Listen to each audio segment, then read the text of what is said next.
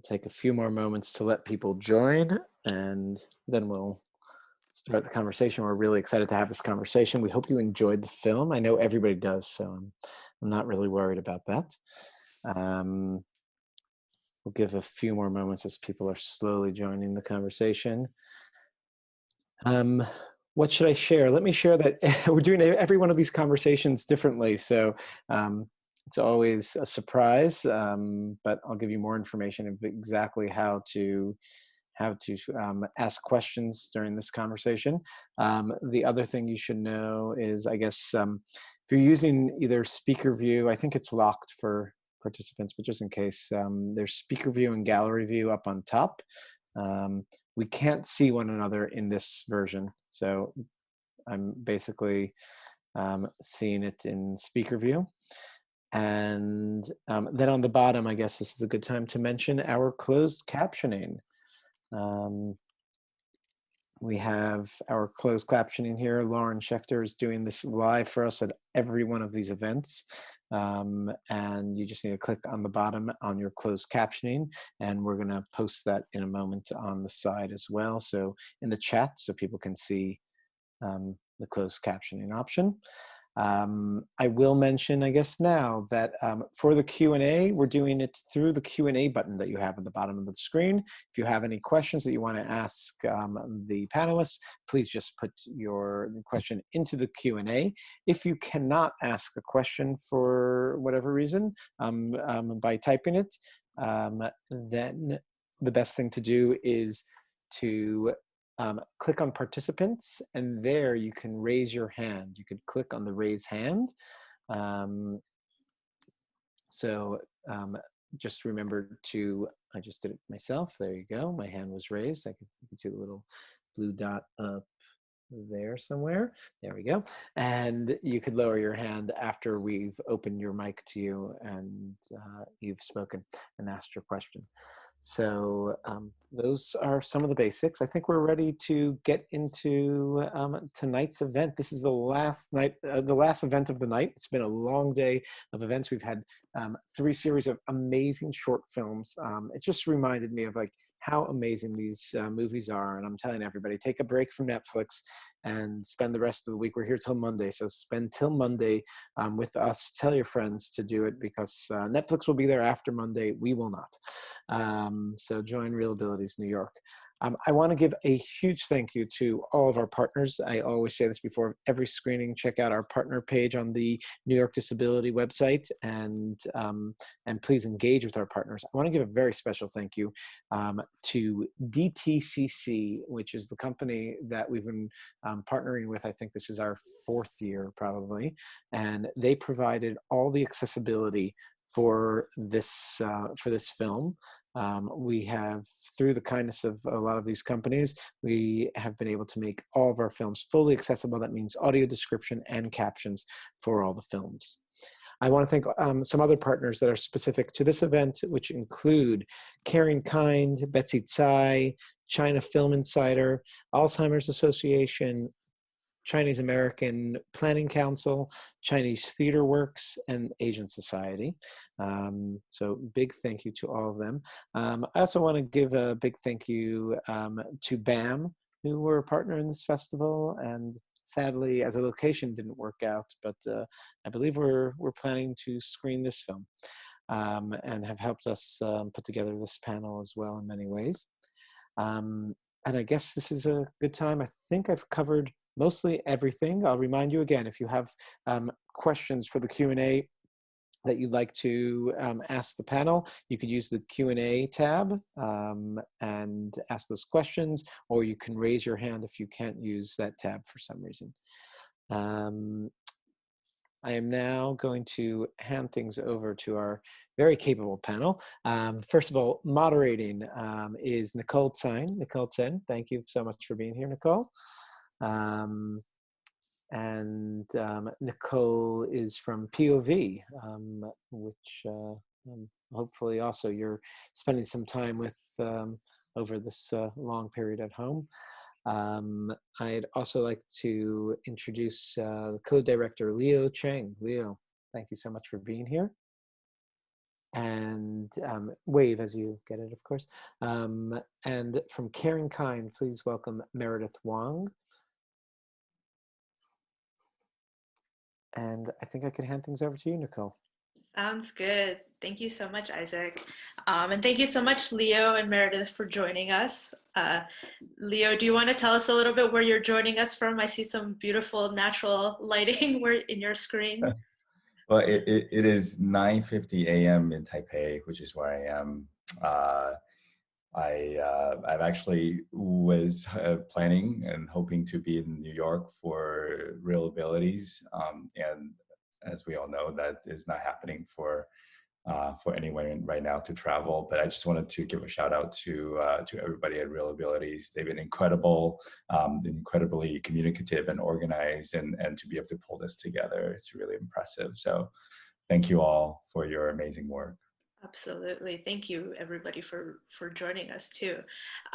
So yeah, let's, I guess, kind of dive in. How did you come across this really, really amazing story? What inspired you? I made this film with my film partner, Yang Sun, who's based in Shanghai. And he's a young filmmaker. This was his first feature-length documentary. And he was the one who came across Ma Liang. He was actually hired to do a short piece, like a 3 to 5 minute short video for a digital platform in China about Ma Liang. But when he learned about the swimming pool story, he was very moved. And he wanted to make a longer piece about it. And he brought it to a pitching forum. In the documentary world, we have these basically conferences where new projects are presented.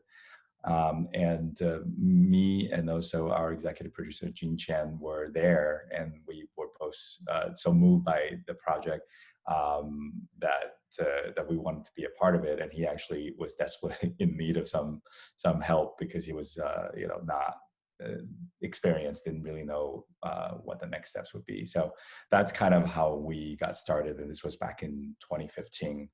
And we premiered almost exactly a year ago in 2019. So it's been, a little bit of a journey, but it's a pretty typical journey for independent documentary filmmakers, as Nicole would know.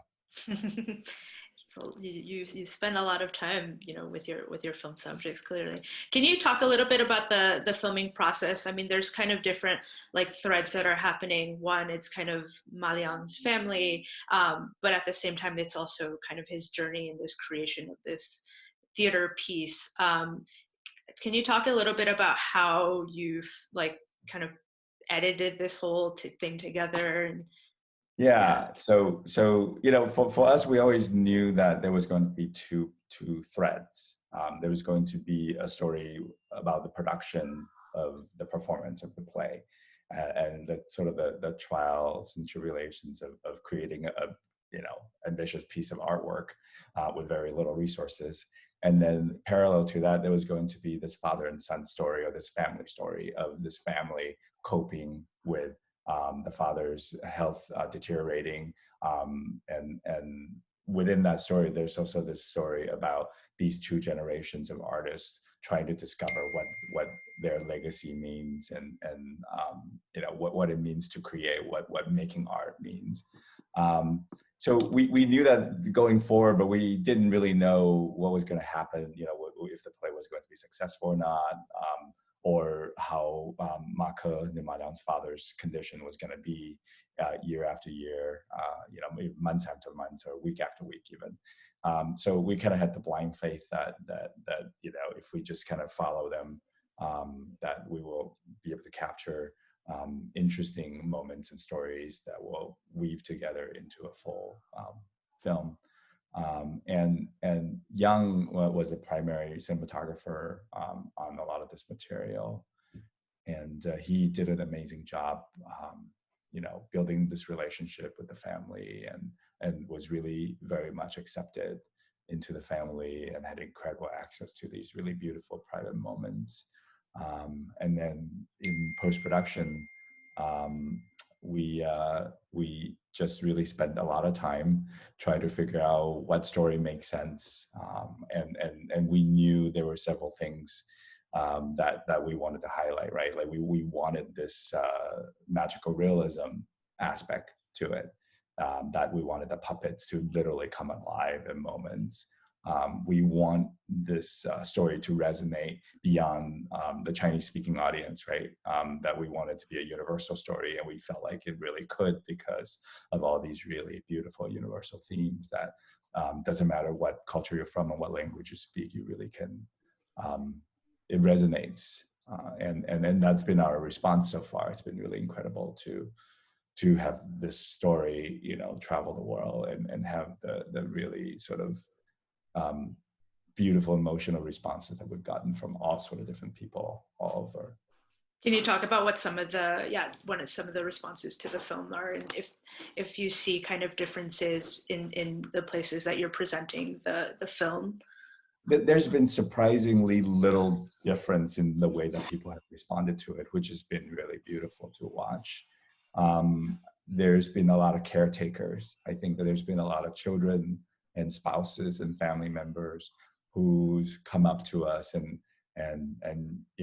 really emotional and sharing their personal story and thanking us for bringing the story to the audience. And just even with the festivals that we've screened at, and we've actually received quite a few awards from all different places. I mean, we've received like an award in Belarus. Wait, am I getting confused? Sorry. We've gotten awards in Asia and North America and Europe, and just been really incredible to have those responses. That's a kind of a good segue kind of in terms of audience responses. Meredith, can you talk a little bit about your organization? Sure. So the organization that I work with is called Caring Kind. And what we do is support caregivers of people with Alzheimer's and other types of dementia. And we do that through several means. We have support groups that are run in the 5 boroughs. That includes several support groups in the Chinese communities in Brooklyn, Queens, and Manhattan. We have a helpline that caregivers can call 24/7. We have different languages available on that. We have education and training sessions. We work with both family and professional caregivers in 2 separate training tracks. And we also have education meetings for specifically family caregivers, but we also have them that are open to the public. And those cover legal financial meetings with elder law attorneys. It covers Medicaid meetings, and that's going to be a big deal.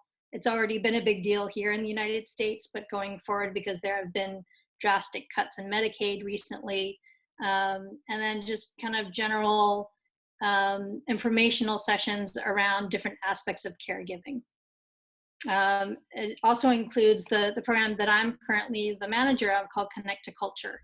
And Connect to Culture, because I have a museum education background, is a program that was started close to 4 years ago, maybe a few, give or take a few years, that in essence connects cultural organizations throughout the 5 boroughs with families who are impacted by dementia. And I can go more into that later on. That's actually, I think that's also another really interesting thread. I think that the film also covers is like it's showing caregiving and family members, but it also kind of bringing in like some of that artistic practice. And so I don't know if Leo or Meredith, if you want to tackle kind of what you see as kind of the role of art and art collaboration kind of with families, caregivers, people who are, suffering from Alzheimer's or dementia. Leo, would you like to take first? No, Meredith, go ahead. I think that you have more insight to share about this particular. Yeah. Well, I can kind of talk broadly about it, just because that's what basically Connect to Culture does.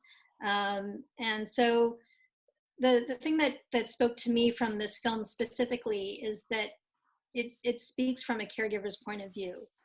specifically a grown child, an adult child, who is caring for both of his parents, I think, because his mother seems like the primary caregiver for her husband, but it's also the adult child and eventually, I would assume, his wife. And so you have different generations of people in basically the same household who are doing their best. And doing their best is anything from cooking meals to making sure that, you know, dad gets to his appointments at the hospital, to making sure that mom is not totally overwhelmed. And I think we see evidence of that when they're all sitting at the table and she is overwhelmed. And that's not an unusual situation by any means. And it's really why Caring Kind is around, because our goal is to give caregivers and families tools and ways to deal with that stress. It's also, in essence, to say you can't do this alone. You need the extra support from other family members, but you also need the community support. And that's where support groups come in, and that's where a helpline comes in. So the idea that the arts has a role in that, a very large part in that, especially now that we're all confined to our homes, and caregivers who might be working during the day and coming back in the evenings to spend a couple of hours with mom or dad or grandma in the house before it's bedtime, are now at home 24/7. And it's a whole other level of stress and of interaction that they haven't been used to. So from that aspect, it's just very, very stressful and overwhelming. And I think for the person with dementia, of course, they're not at a certain stage, they're not going to have any understanding as to why they can't walk out the door and go for a walk in the park, or go to the grocery store, or, you know, have interactions with people, maybe even a home health aide who's not able to come into the home anymore because of, you know, risk to their health, as well as them bringing in whatever the coronavirus into the home. So that normal routine that person is maybe used to is completely disrupted. And it's I mean, I could go on and on about this, but it's really, from a cultural organization's point of view, we're all trying to create online resources for these families who really don't have any other tools to engage these families except through the internet.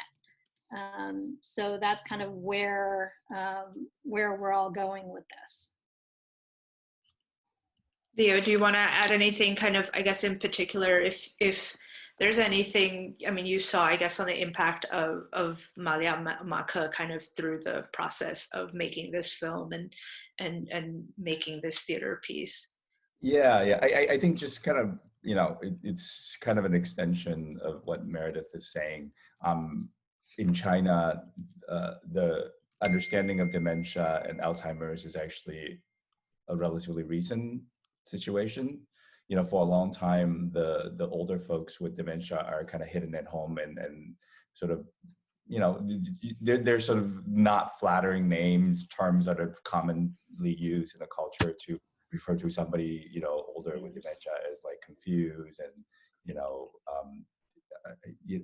I don't know how to appropriately translate some of those words, but there, you know, there was a very little understanding of how there was stigma, you know, the older folks are hidden at home, not really taken out and sort of, you know, continue to interact with the world, not really receiving proper care. And I think that more and more folks in China are recognizing that, you know, this is a situation that needs to be dealt with by the entire society, not just, you know, the burden shouldn't be shouldered by individual families.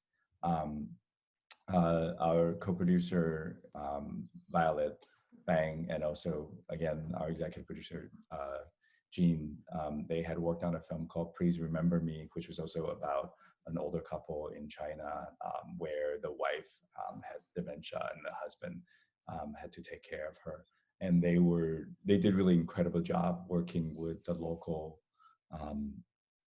retirement homes and nursing homes, and also Alzheimer's foundations and organizations that supports people with dementia and caretakers, and did these fantastic community screenings. I think they did over 300 screenings in Shanghai alone. And that's one of the hopes that we have, is that with a story like this, we make the basically the environment, right, the situation, the condition, and the family stories accessible, right? It's hard to describe the moment when your father repeats the same story over and over again, how that's stressful.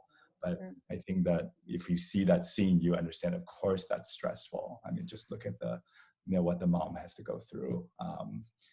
So that's definitely our hope, that our film will become a tool, will become a resource for folks, both within the Chinese American, Asian American community, but just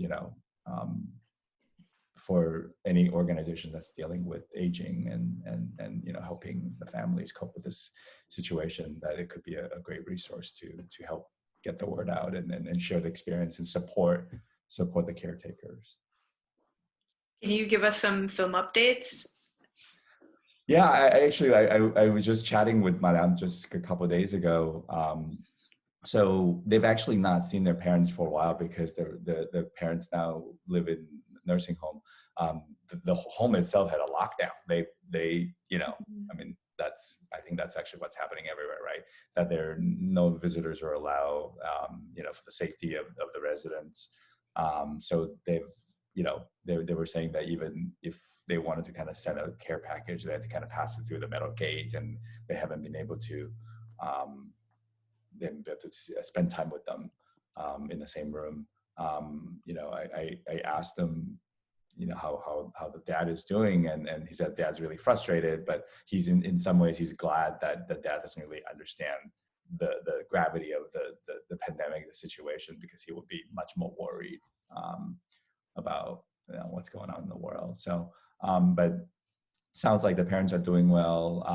Mariang and Tianyi and the baby are doing well.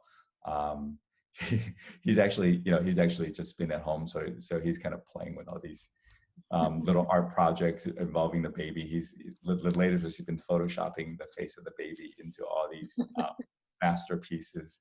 I think the baby was like Venus on a half shelf, and anyway, if you go to his website or go to his Facebook page, you'll see all these great little projects that he's been doing.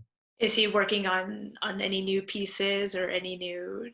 He was supposed to do this big photography project in Japan this year, but all of that is kind of on hold. So, I think that we're all experiencing similar situations right now. So I think that they're just kind of at home and probably incubating new ideas, but not really executing anything big at the moment. And Meredith, do you have any kind of word of advice or encouragement for any families, caregivers, kind of to power through kind of this situation that we're in right now, and resources, things like that too? Well, I mean, what I would say primarily is we're all basically dealing with some level of isolation and frustration and sometimes even depression.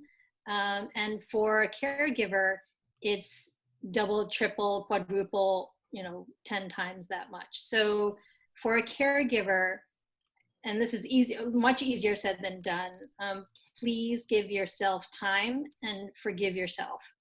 There is no right or wrong way to do something. You do the best you can, and take even 5 minutes. If you need to lock yourself in the bathroom and just take a deep breath, stick your head out the window if you can and take a deep breath. The other things that I would say is in New York, but of course now everything is hopefully going to be online in the coming months. There are resources that are either being developed or have been developed for families to use with either the person that they're caring for or just for the caregiver. One of those resources is actually, if I can kind of toot my own horn a little bit, I'm going to start doing a webinar mini-series starting actually this Monday at 1 o'clock Eastern Standard Time.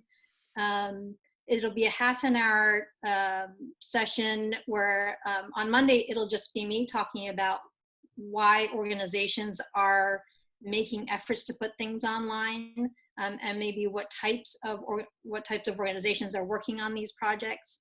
And then every other Monday from then on for 5 or 6 sessions through the middle of June, I'll have a guest from one of our cultural partners come on and talk about their specific program. So giving caregivers direct access to the people who are developing and implementing these programs. Other than that, there are so many resources online. So Lincoln Center just started up a Lincoln Center at Home page where they do recordings of performances. And of course, Lincoln Center has many different types of organizations within their campus. So it's dance performances, music performances. We all may know that music is one of the strongest connectors for people with dementia, because the last part of the brain that is affected by dementia is the part of the brain that processes music. So someone who is even in the latest stages of the disease can listen to a piece of music, sing it verbatim, and make that eye contact and let you know that they're in that moment. So if there is music that is specific to a time when this person grew up, or kind of a major time in their life, like a wedding or a birthday, or maybe summers in the country, those are ways that you can use music to connect with them. You might have a sing-along with them. If they're able, you might have maybe a dance party with them. You can also do that with visual art. You can do it with photographs that you have around the house. You can make connections through smell. So you're basically using all of your senses to start these conversations and kind of use them as triggers to memories. These memories may be true or not true. It doesn't really matter. What you're wanting to do is to engage this person.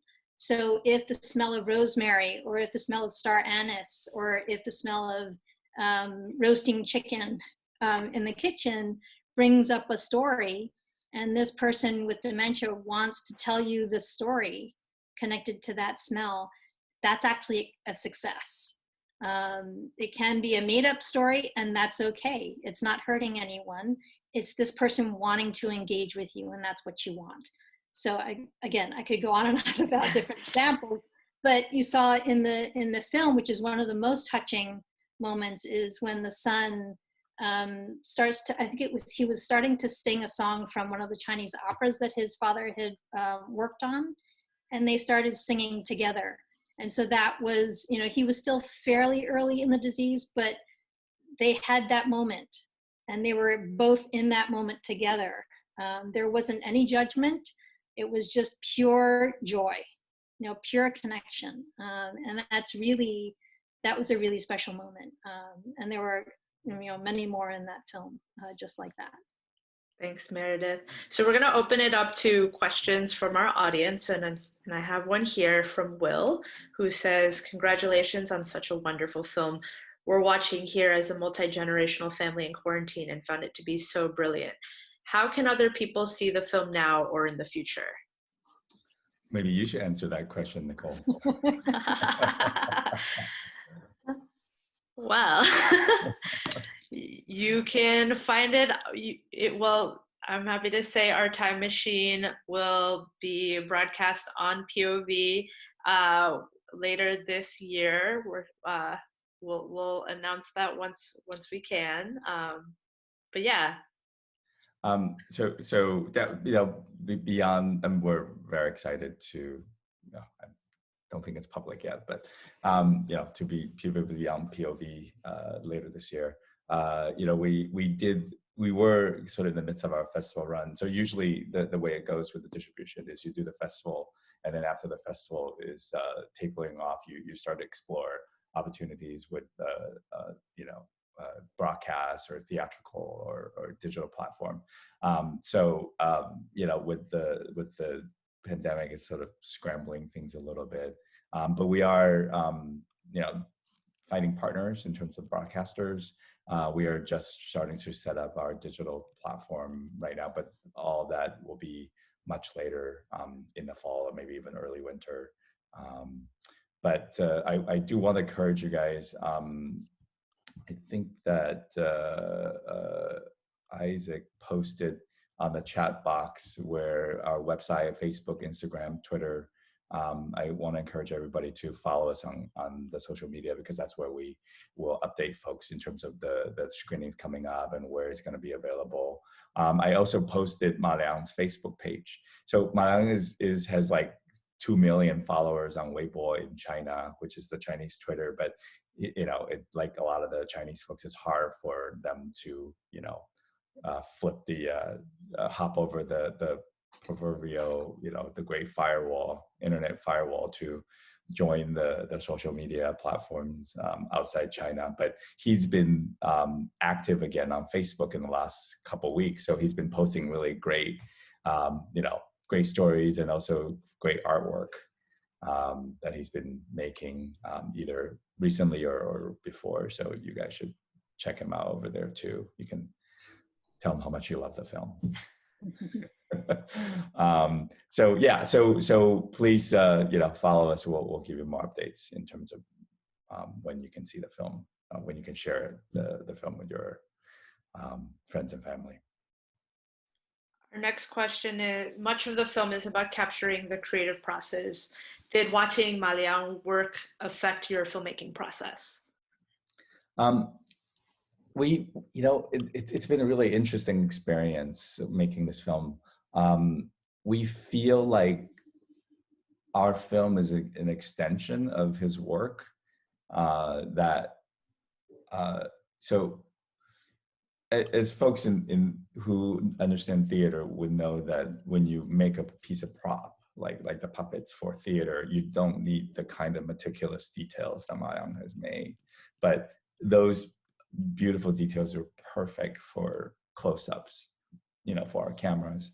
I think that we told a story that Ma Liang wanted to tell as well in his work. So it has this sort of interesting experience of us kind of taking another artist's work and kind of make it our own, but in the end creating something that he could also claim to be, sort of an extension of his work. So for us, that's been a really wonderful experience. Great. Are there, there's one more question. Is there anything people can do to avoid getting dementia/Alzheimer's, or is it a disability that comes with age naturally? That's a big question and a common one. So what we know today is a lot more than we did 10 years ago. Unfortunately, there is no cure and there is no way to prevent it. It's not not something that comes to everyone just because you're older. It has to do with accumulations of certain types of proteins in the parts of your brain that are processes executive functions like planning and thinking about the future. So it really depends on a lot of things. Some of it has to do with family history. Some of it has to do with lifestyle choices. Age definitely has a role in it. Here in the United States, we mostly look at people who are 65 and older at being at higher risk, although there are instances of people developing it much earlier in life, in their 40s. So there are many different elements that put you at higher risk. for me to go into the whole list of things would be a 2-hour education meeting. But really, it's primarily what you want to be looking at, and this is not not to say that this will stop any dementia from happening, but to keep your brain heart connection healthy.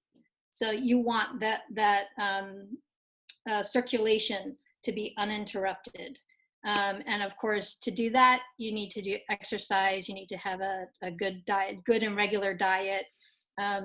Go to your doctor regularly, have checkups, pay attention to your blood pressure and things like that. So what you would normally do as a regular course, as trying to keep yourself healthy, I would just keep doing that, keeping in the routine of letting your doctors know, knowing what questions to ask them. If you feel that something is not feeling quite right, tell your doctor. The more information that they know about you and your history and your health history and your family history, the more they'll be able to kind of keep tabs on health issues that you might have. So really, in the end, it's knowing what your family history is. Now, if there is a point where you're either noticing in someone else, either a neighbor or someone in your household, who is starting to behave in patterns that seem to be ongoing. It's not just kind of a one-off instance where they're forgetting to pay their bills or they're double paying their rent. Then red flag it, and either if you can gently recommend that maybe you want to go say something to the doctor, or somehow tell a family member that this is becoming a pattern and you might want to bring it up with whoever the health professional is, then that's always good. But it's for the people who know this person fairly well to notice these patterns. The idea is that if you're a busy New Yorker like a lot of us are here, and you're forgetting where you put your keys if it's not already on the side table where you put it, that's just kind of being a busy New Yorker. But if you forget what the key is for, that's a completely different conversation and a completely different issue. So those are kind of some of the red flags that you can keep in your back pocket. But I would also call our helpline and come join one of our Understanding Dementia education meetings, because we'll give you the basics and ways to look out for those red flags. Thanks, Meredith. Mm-hmm. Another question here. Do we know anything about the elder care that his parents had to do? Has elder care changed over the generations? I'm assuming this question is specifically about the, China or that environment. Yeah, and I guess if the caregiving, maybe Ma Liang's mother versus right. Ma Liang That himself she had to too. do for her parents, or he had to do for his parents. I don't know. I mean, I think that like most societies that there's traditional ways that the children care for the parents. And I know for the Chinese culture in specific, but I know many other cultures as well, but maybe not in so many details, is that that is the expectation, and that is still the expectation till today. And that's why there's such shame for Ma Liang to acknowledge that he's not able to take care of his parents, and that his parents had to go into a home, a nursing home, which was pretty traumatic for him. And I think that there's still a taboo of kids not being good kids if your parents end up in a home. So I mean, that's really the extent of my understanding of that. I think that in the U.S. clearly there's less of a judgment on that, and the truth is, a lot of the older folks would get much better care in environments like that instead of being at home and putting a lot of stress on the children. I mean, I think that that sort of arrangement was for a time where people, extended families still live close to each other, and there's, that sort of, it takes a village to accomplish all these different tasks. So yeah, I don't know, Meredith, do you have any thoughts about that? I actually do. You touched on something really interesting, because I think here in the United States, and specifically in New York, we have such large, close-knit Chinese communities in some of our boroughs that, and you have generations who are still new immigrants to this country. And they're of the generations where the expectation is still that your child or your children will take care of you. And of course, I think the resources here are maybe somewhat different than what you would find in China. But I actually have a friend who has been the primary caregiver for both her parents in their home. And she's expected to take care of them. That's her sole role in life, in addition to having a full-time job. So at Caring Kind, we actually have a Chinese outreach program that is run by a wonderful woman who's Chinese, who's a trained social worker in China. And she has spent the last few years basically going out into the Chinese communities in Brooklyn, Flushing, and Manhattan to educate these generations of immigrants who have come to basically say, as much as you want to do this on your own, you can't, because if you as a primary caregiver think you can, there will be a point, there will be a breaking point. And that may mean that those caregivers will sometimes even predecease the people they're caring for because of that level of frustration and pressure and stress. It will increase their visits to the doctor. And if they're in the hospital, then who is around to take care of the person with dementia? So it's really educating the community, not just of the older generations, but the younger generations, to say, we are here as a resource. We as Caring Kind, and we as, the Alzheimer's Foundation, and all of the great organizations that exist to help you through this process. And it's not by any means a short process. For someone with Alzheimer's, they can live 20 or 30 years with the disease.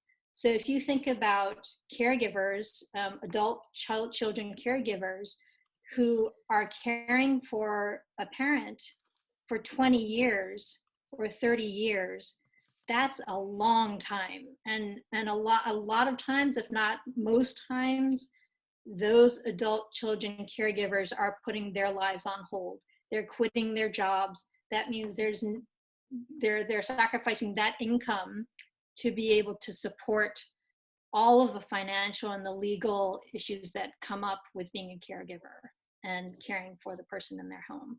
So it's lots and lots of layers, and it really means that there need to be very strong supports in place for long term, and that's why we're trying to help families understand how to fill out a Medicaid application, because it's not an easy process at all. And we have elder law lawyers who come in and just walk people through that application. So it's not something that families can do alone. It really isn't. But that's something that's hard to hear for certain communities, including the Chinese Americans. Well, thank you so much, Meredith, for all of your work that you're doing. So that was actually our last question. So I'm going to pass it back to Isaac.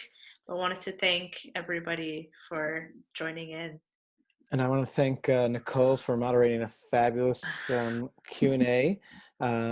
Leo, thank you so much for an amazing film. And Meredith, thank you for all the amazing work that you're doing. It's really amazing to be able to present this film and for people to see it. And it's, I think, extremely effective. And I look forward to promoting this film more and to seeing it out there in the future.